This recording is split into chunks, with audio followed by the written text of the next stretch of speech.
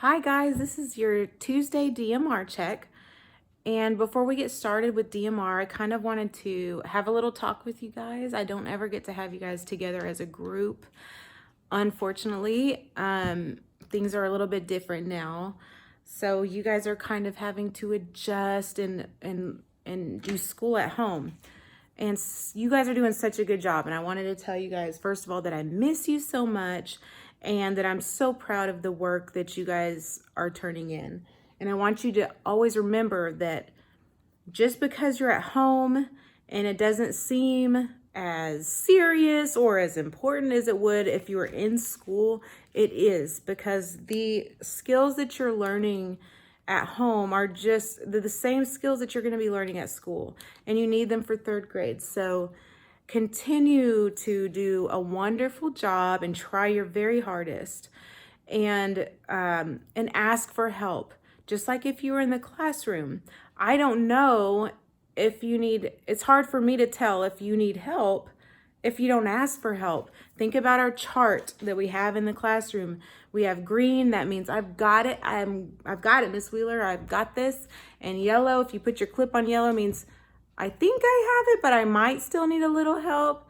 And then if you put your clip on the red, that means I don't have it at all, Miss Wheeler. I need lots of help. Can't do it. Okay, so think about that. Think about your clip. If you were to put your clip on one of those, if you're on yellow or red, you need to be asking someone for help. And let me know too if I can help you in any way to get these skills down. So I wanted to talk to you guys really quick and tell you guys that I missed you before we started our DMR check for today. So with that said, we're going to check the DMR.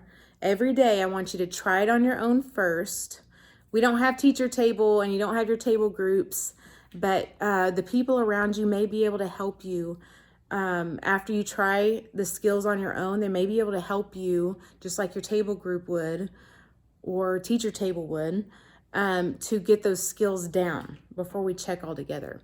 So before you turn on your video with me, go ahead and really try, take it seriously, because these skills are important, to do it on your own, and ask for help. You've got to ask for help, because people aren't going to know that you need help if you do. And so there's help out there for you if you're not getting it. And you guys know without a doubt that I will do anything in my power to help you understand and to be successful. Okay, so now that that's said, let's go ahead and start our DMR for today, starting with skill number 1. Okay, we're going to find the sum.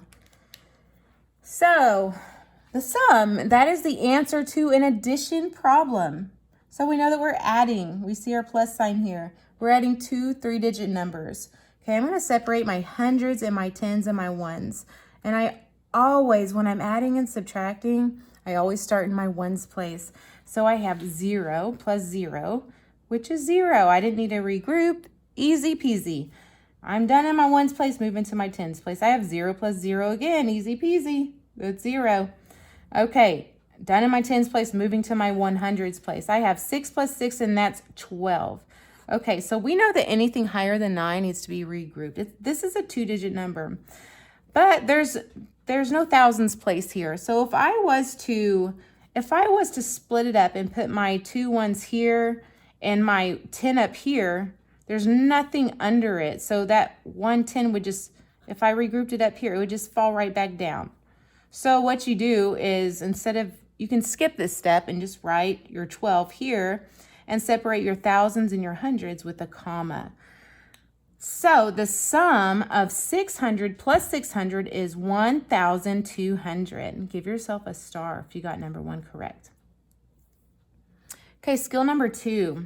Okay, we're finding the difference. The difference means the answer to a subtraction problem. So sum is the answer to an addition problem where you're adding. Difference is the answer to a subtraction problem where you're taking away. Okay, so we're going to find the difference. So let's separate our hundreds and tens and ones if you need to. If you don't need to do that and it doesn't help you, you don't need to separate your hundreds, tens, and ones. But if you do, then do it. Whatever helps you, that's what you need to do.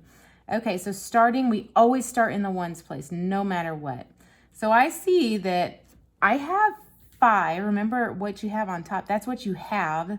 And what's on the bottom is what you're going to take away. So if I have 5 of something, if I have 5 ones, do I have enough to take away 7? No, that's not enough. If I had a plate with 5 cookies on it, could I take away 7 if I only had 5 cookies there? No, you need to regroup. So we go next door, we get 10 more. We go next door to the tens place, and we have 4 tens here. So we're gonna take one of those 10s and just bring it over here. So we're gonna add that 10 on to the 5 ones we already have, which means we no longer have 4 tens here. Now we have 3 tens here. Okay, so we had 5 ones and we're adding that 10 that we just regrouped. So we have 5 plus that 10, which equals 15. So I'm going to cross this out because we no longer just have 5. And I cross this out because we no longer just have 4 tens. Now we have 3. We don't have 5 anymore. We have 15. So now I have 15 and I need to take away 7. Do I have enough? Now I have enough to take away 7. So 15 minus 7 is 8. Okay, I'm done in my ones place, moving on to my tens place, okay? So I have 3. Do I have enough to take away 1? Yes, I do. If I have 3 cookies on a plate, do I have enough to take away 1? Yes, I do. So 3 minus 1 equals 2. I did not need to regroup. I'm done in my tens place, moving to my 100s place. If I have 3, do I have enough to take away 2? Yes, if I had 3 cookies on a plate, would I have enough to take 2 away? Yes, I would. So 3 minus 2 is 1. So the difference of 345 minus 217 is 128. Give yourself a star if you got skill number 2 correct. Okay, moving on to skill number 3. In skill number 3, we're writing a number in expanded form. So the directions say write the number 809 in expanded form. So look at that, 809. It's giving us our number in word form instead of standard form. Standard form is the regular way that we see numbers, just like we see 600, like this is standard form, standard form, standard form. It's giving us our number in word form and wants us to change it to expanded form. Now remember, expanded form is when we stretch the number out to show the value of each digit.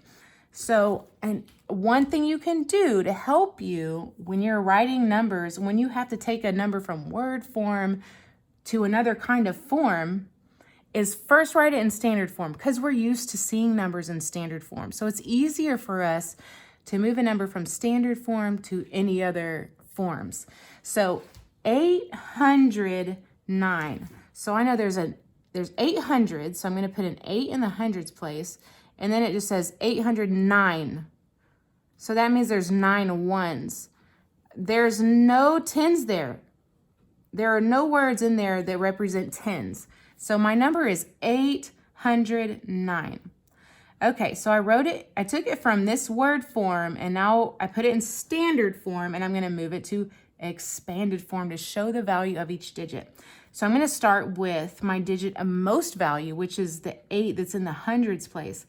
Okay, so this is an 8 in the hundreds place. That means the value of that 8 is 8 100s. That is 800. So I'm gonna write 800. I have no value in my tens place, and I do not need to put a 0 here to hold that place in expanded form. You have to have the 0 here in standard form to hold that place, because if you didn't have that 0 there, you would just have an 8 and a 9, and that would be 89. So in standard form, you have to have that 0 to hold that place. In expanded form, you don't. I don't have to put my 0 there. So I don't have a value. You're only writing the digits that have value. There's no value there, so I can move next to my ones place.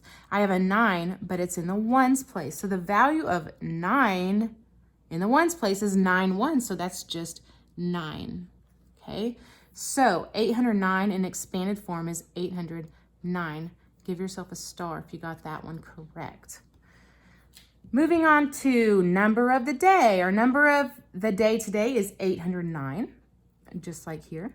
Okay, so we're gonna find 10 more. So to find 10 more first, I have to look at my tens place. So I have a 0 in the tens place. So if I have 0 tens there and I add one more 10, I would have a 1 there. So my hundreds and ones stay the same. I would still have 8 in the hundreds place, but I wouldn't have 0 tens. I would have 1 10 now, and I would still have 9 ones. So 819 is 10 more.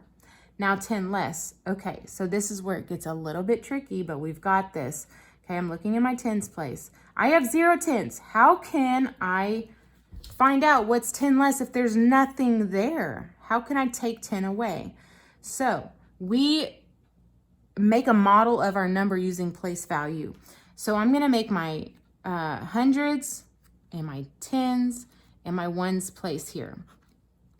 Okay, and I'm gonna make a model of my number. So I have 8 in the hundreds place. So that's 1, 2, 3, 4, 5, 6, 7, 8 100s.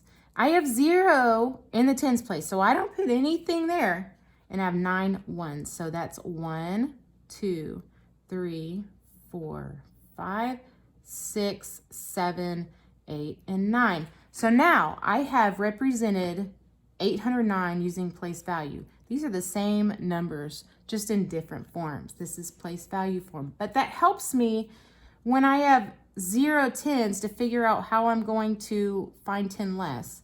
I have 0 here. How am I going to take 10 away? What I have to do is I have to go next door to my hundreds place, and I'm going to have to regroup one of my 100s. I'll choose this guy right here. He's going to move over to my tens place, and I'm going to regroup this 100 into tens. So I know that it takes 10 tens to make a 100. So I'm going to take that 100 and regroup it, just group it differently into tens. So a 100 is 10 tens. So that's 1, 2, 3, 4, 5, 6, 7, 8, 9, and 10. So this 100 is no longer here anymore. We moved it over and regrouped it into the tens place into 10 tens. So now, do I have enough tens to find 10 less, to take 1 10